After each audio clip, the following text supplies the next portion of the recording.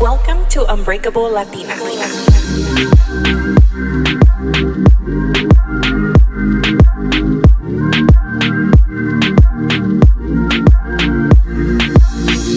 Hi everyone, welcome back to Unbreakable Latina. I hope everyone had a great weekend. If you're listening to this on Monday, I hope your week is amazing. Last week I recorded and I told you guys that I didn't feel so hot, that I couldn't really eat because I wasn't feeling good. Well, I ended up getting hit with like the stomach flu after my trip to Mexico. So I called off for like 3 days because I had a little COVID scare. I was like, oh my God, is it COVID? Because, similar symptoms. And thankfully, it wasn't COVID. It was just a stomach flu. I have heard it's going around. A lot of people also told me that every time you go to Mexico, you get sick. I didn't believe that, but I guess you do. So next time I go to Mexico, I'll take a couple of days off. But I honestly don't think it's Mexico. I really think that at the airport, my sister, my mom, and I all got sick. So first it was my mom, then it was me. And then my sister's like, I'm fine. And then like a day later, she's like, oh, I don't feel good either. But right away, I got the COVID test. I got antibiotics from the doctor. And by Thursday, I was feeling better. And by Friday, I was finally able to eat because for the other days, like nomás puras sopas de maruchan and like saltine crackers.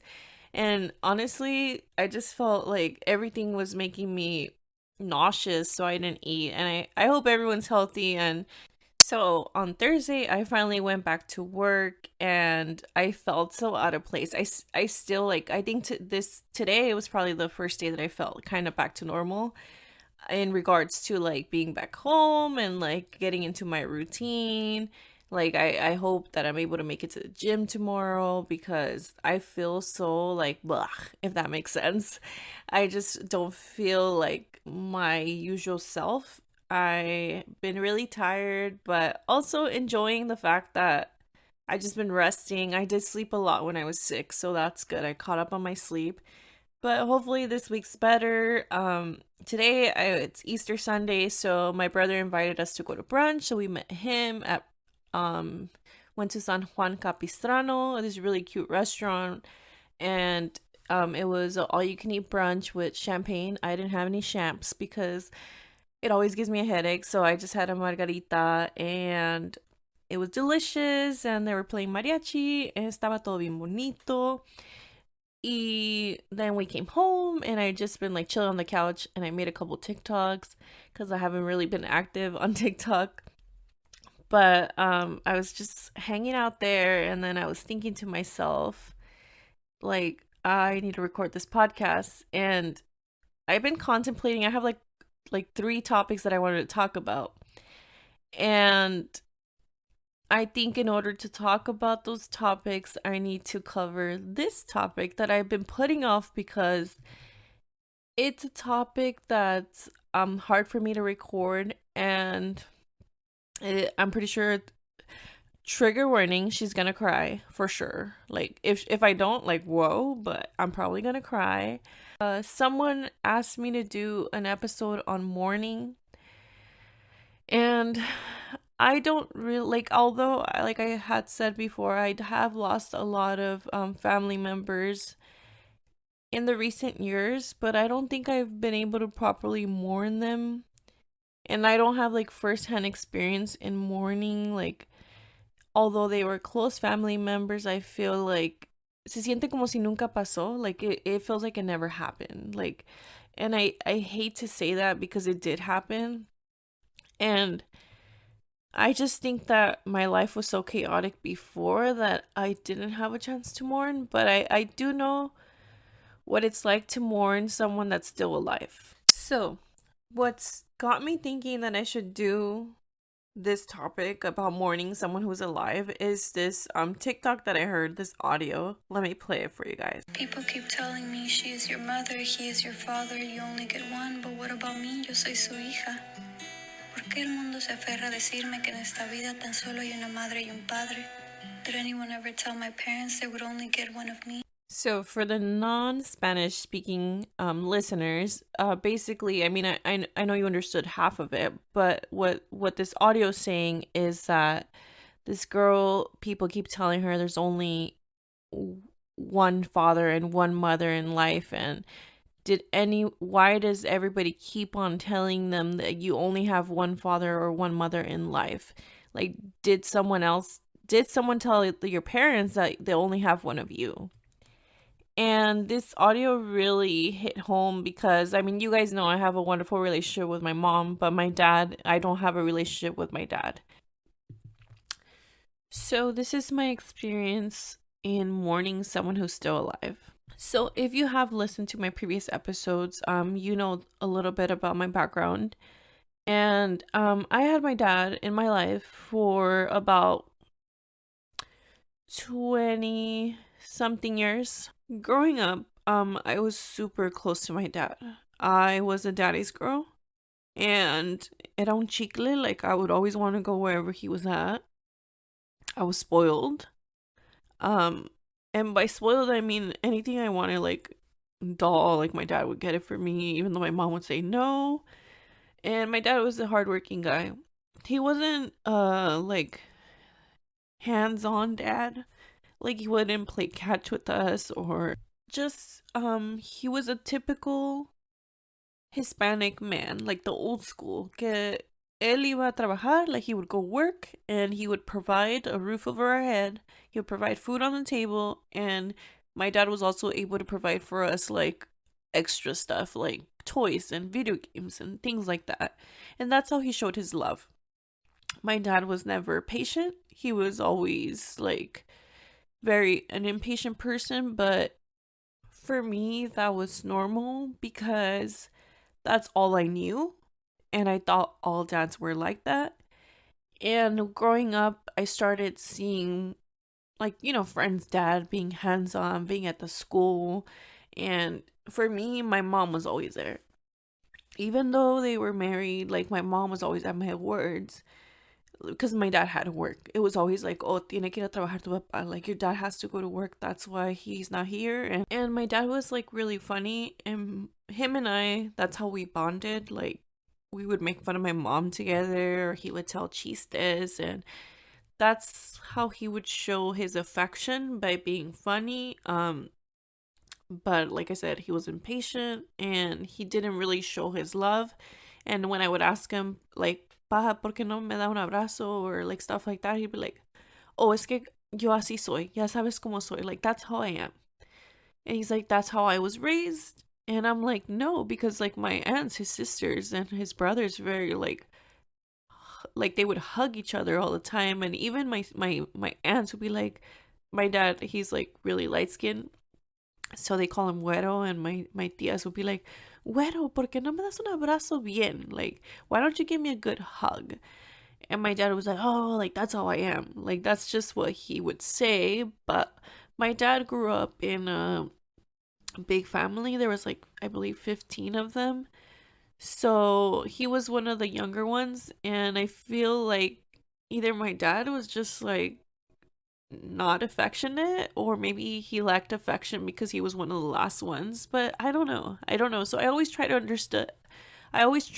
to think of reasons why he was the way he was. He also came here when he was very young. He was like 14, 15. He came with his brother who passed away and in a tragic accident, and I think that was very hard for him to navigate as a freaking teenager.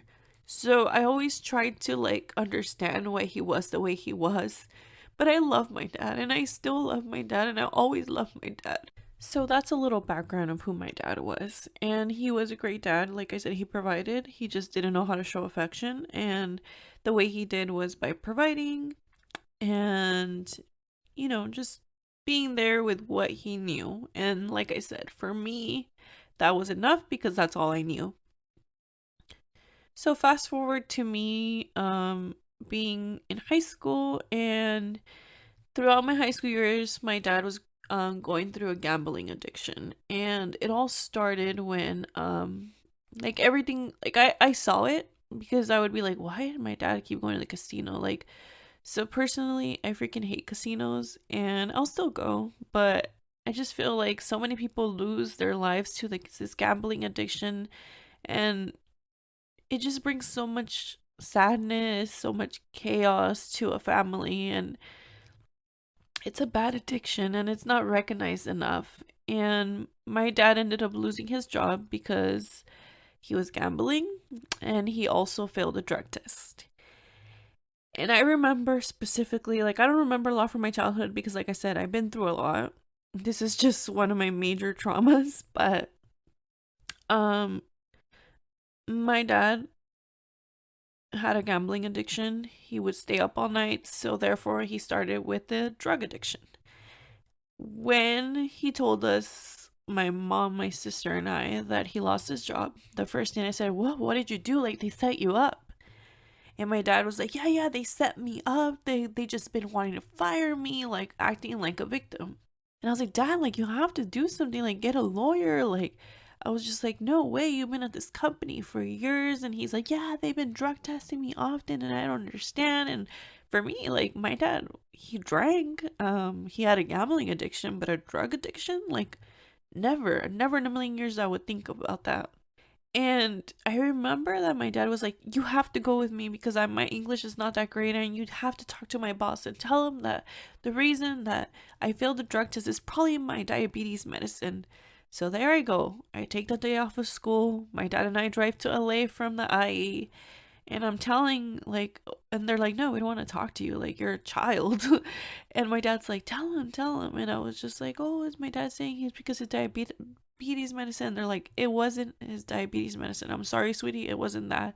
So then my dad's like, no, we had to go to the doctor. And then we go to the doctor, and the doctor's like, let's be honest and stop dragging your children into this. And I'm sitting there with my dad and the doctor's like, you have an addiction and you have to recognize it, and this is not your diabetes medicine. And then, like, finally, I think he gave up. And I was just like, wait, what? Like, my dad has a drug addiction? And I was like, well, maybe he just smoked a little weed, which for me, that's not a huge thing.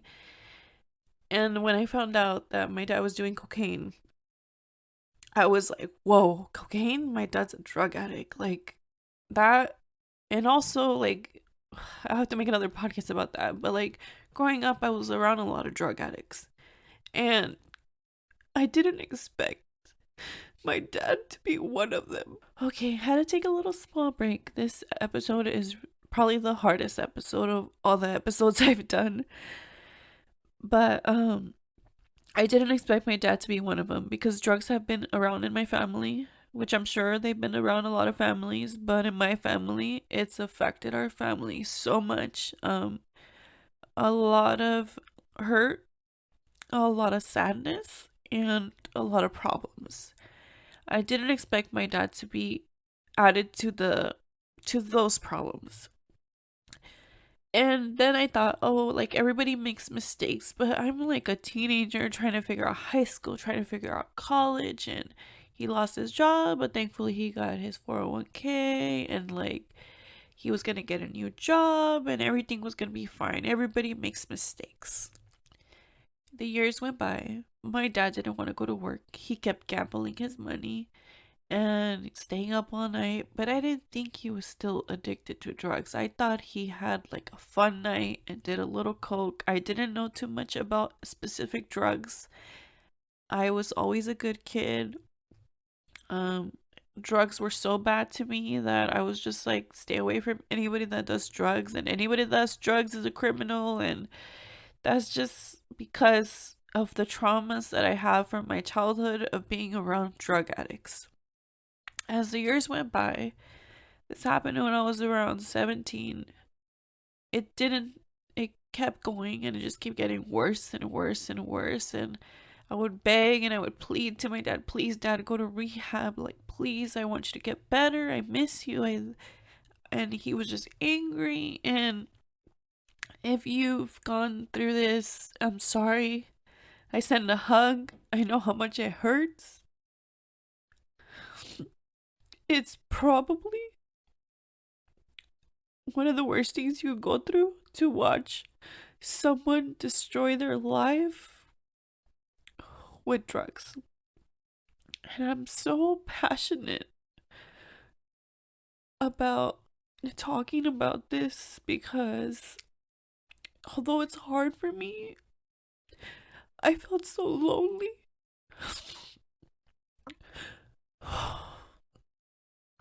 I felt alone when I went through all this. I'm still going through it.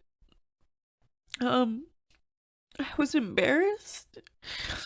I never told any of my friends because I didn't want them to seem like I always wanted to protect my dad. For a long time, we protected him, my siblings, my mom, and I. We didn't want anyone to know because we had hope that he was going to get better, but things just kept getting worse and worse, and he was out of control. He would just blow all his money. He would still work and blow all his money. He wasn't giving us money for anything. He wanted us to give him money to borrow so he could get high. And having a drug addict in your family is draining.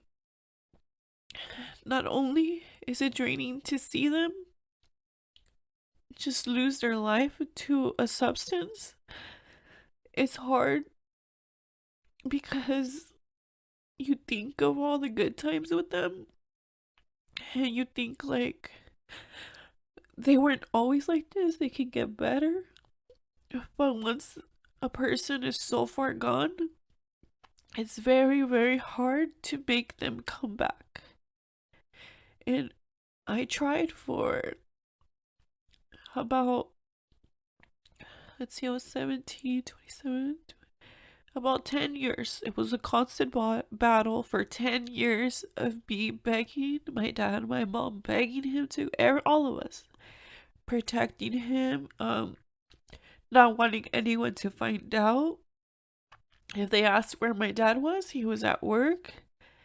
But people noticed. I know people knew. Until probably when I was out of college, I have had enough. I had enough. I was sick of it. I was tired of it. I was tired of just covering up for him. And finally, I was just like, you need to get it together, or else I am not going to be in your life anymore. And he would be like, well, then don't be in my life anymore. And that was like the hardest thing ever, to hear my dad say that he'd rather have drugs than to have his family. And it was not like one time that I asked him that, it was like multiple times. I would beg, I would cry, I would say, don't you ever want to see your grandkids? What if I get married? Like, you don't want to be a part of the life. Like, you don't want to walk me down the aisle. Like, I would just put into perspective. And after going to therapy and just growing older, and my mom finally was ready to leave my dad, and they split up. They sold their house and they both went their own way. And I haven't seen my dad probably in 4 years. Audio that I showed you guys earlier, it really got to me. Because people always tell me that. And I don't go deep into why I don't talk to my dad. I just say I don't have a relationship with my dad anymore. And some people just keep picking and picking at it. And finally, I say I don't have a relationship with my dad anymore because he chose drugs over me. And then they're like, whoa, it's hard to deal with a drug addict. You don't know what it's like until you have to deal with it. You shouldn't be so judgmental because I understand. And only people that go through it that I know that have gone through this understand me. I had people tell me, oh, pero es tu padre. Yes, he's my father, but I am his daughter. What about me? Like, they don't know what I've been through. They don't know how many nights I stayed up crying, how many times I begged him to change. They don't know all that. They only see that you're a bad person because, oh, he's your father. Like, how dare you? How dare you? He brought you into this world. How dare he choose drugs over me? He brought me into this world. He decided he wanted to have a child. I didn't choose to be here. And it's been very hard to deal with that. I've stopped talking to a lot of family members because they were like, oh, how dare you like abandon your father, trying to guilt trip me. Oh, your dad's doing bad. I know he is. And when I told you guys that he was doing bad, nobody came to help. And they don't ask how I'm doing. They only ask, why don't you talk to him? None of my siblings talk to him. And it's hard. It's hard. And I've gone to therapy and I'm allowed to cry and I'm allowed to mourn. And you're never gonna stop mourning. And I always think of the day that I'm gonna get that phone call that he's gone from the earth. And I think about how am I going to feel? And is it gonna feel the same? Is it gonna feel worse? I don't know. I have like this slight hope that he gets clean and we have a relationship, but I don't think realistically that's going to happen. I that if that happened, great. I'd be so happy. If it doesn't, I've accepted that. And I read this quote. Let me read it to you guys. It says, "Mourning for a living person is more tragic than grieving for the dead. Someone you love is waking up and going to bed every day, actively choosing not to be in your life. Now that is painful to face and even more difficult to make peace with." Mourning is a process. For this particular episode, I'm mourning someone who's still alive. So if you are also mourning someone who's still alive, just remember that the present doesn't overwrite the past. This can be easier said than done, but it's important to remember the person you once loved is now someone different and they're not the same person that they used to be. And you have to understand that the illness isn't the person. For me, my dad's addiction, he's not like, I'm mourning the dad that I used to have. Because I'll never have that dad again. And that's hard to accept. You have to acknowledge that you are going through grief and you have to acknowledge the pain of loss. Society doesn't always recognize this as a type of grief, but it is. It's important to recognize that this is a loss because it's a huge loss in your life. You have to be open to have a new type of relationship. If that person comes around and they've changed, you're going to have maybe, hopefully, a new relationship. It's not going to be how it used to be. And more importantly, is connect with other people that can relate. So for me, I've met a couple people that have gone through this with moms, dads, siblings, and connecting with these people helps you not feel alone. I hope that this episode didn't make you cry like it made me cry the whole time, but I feel like I needed to talk about this in order to understand my story and to understand the subjects that I want to talk about, because this is just a glimpse of what happened. There's a lot that happened in between. There's a lot that I went through, and my whole family did. And I feel better talking about it, accepting what happened, and being honest about it, and being there for someone who also is going through the same thing. And I've been to, like, not Alcoholic Anonymous, but there's another one for like drug addicts. I've gone to those groups. They help. Sometimes you think you're going through something bad. People are going through worse things. But it helps you relate because, like I said, it's hard to open up to people because they're so judgmental, or van a hablar de ti, they're going to tell the whole pueblo about you and about what your family's going through, and no one's ever going to get it. But I get it. So if you are going through this or you've been through this and you want to connect with me, feel free to DM me. Let's be there for each other. It's something that I constantly think about. I even think, like, what if I run into him? Like, what am I gonna do? Like, how am I gonna act? Does he think about me? Did he know my birthday just passed? Like, he has my number. I don't live in the same place, but he could find my number if he really wanted to, if he really wanted to be in my life. But I did tell him that I didn't want him in my life unless he was sober. So obviously, he is not sober. And I hope you guys enjoyed this episode. It wasn't a happy one, and it's a very emotional one for me. And I didn't do this so people could feel sorry for me. I did this so if someone's going through this, You don't feel alone. A lot of people go through this. It's just not talked about enough. Uh, it's hard to switch back from this like sad episode to being happy. I feel this was very therapeutic for me. I talk about it with friends that have gone through the same thing, and if you need therapy, you should go to therapy. Therapy helped me so much because my therapist was like, you can't change your dad. And for so long, I was trying to change him. And the only person that can change is themselves. And that's a hard pill to swallow because you want to save them so bad. But you can't because that's their choice. And when you keep trying to save someone like that, you end up losing yourself. And I know my siblings and I and my mom, we lost ourselves for a long time. And we finally have gained our lives back. And although it's sad, but we accept what it is and you move on and you try to make the best out of your life. And that's all I have for you guys today. I hope you guys enjoyed this episode. Like I said, it was not an easy one to record, but it has to be talked about. And I hope you have a wonderful week. Don't forget to rate, review, and subscribe. Follow me at Unbreakable Latina on Instagram and TikTok, and have a great week. And I promise next week's gonna be a lighter episode.